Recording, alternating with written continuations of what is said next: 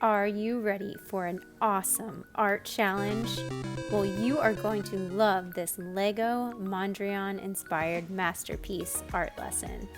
This is a hands-on STEAM lesson that combines science, technology, art, and even math. First, let's learn a little bit about the artist Piet Mondrian. He was a Dutch painter who was born on March 7th, 1872 in the Netherlands. Oh! The Netherlands, also known as Holland, is a country in northwestern Europe. The capital and the largest city is Amsterdam. Did you know that Vincent van Gogh was also from the Netherlands? Pretty interesting, huh? Mondrian began as an artist by painting realistic landscapes.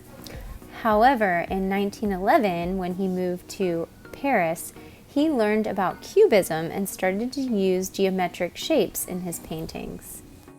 Mondrian developed a modern abstract art movement of his own known as de stijl, or the style. He used the simplest combinations of straight lines, right angles, and primary colors. This artwork can be considered non-objective, because he didn't necessarily want his paintings to look like things you could see in nature or in reality. His non-objective style of painting was very simple, did not contain a lot of details, and only used a few colors. Those were the primary colors. Mondrian used only these colors because he felt that it created the most contrast. Contrast is an awesome principle of design to use in your artwork when you arrange different opposite elements and put them together. So some examples are light and dark colors, large and small shapes, and smooth and rough texture. Besides only using the primary colors, Mondrian also only used straight, horizontal, and vertical lines that created geometric shapes. Now it is time for your challenge. It is to create your own Mondrian-inspired masterpiece using only primary colors, geometric shapes, and straight lines. To get started, you're going to need your Mondrian-inspired art worksheet, a pencil, and markers.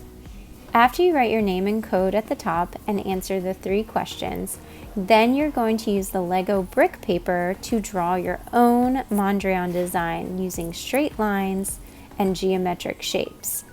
Now, you can also look up some pictures of Mondrian's paintings and find one that you like to use as inspiration. But once you've drawn your design with pencil, then we're going to neatly use marker and only the primary colors, red, yellow, and blue, to fill in the spaces and the shapes. Now, before you grab your Lego base plate, let's do a little math. I want you to choose one of the shapes. I'm going to pick that big red square in my design, and I'm going to figure out the area and perimeter. The perimeter is the distance around the red square, which I can count, or I can add the length of all the sides. The area is the amount of space inside of the square, and for that I can multiply. So I can count the sides and multiply the length times the width, which for my square is 64. I wrote the answers on the side of my paper, and then I grabbed all of the primary color Legos that I could find, and I started building my design. The area and perimeter actually really help you find the right size bricks that you need for each space. And voila, my masterpiece is finished.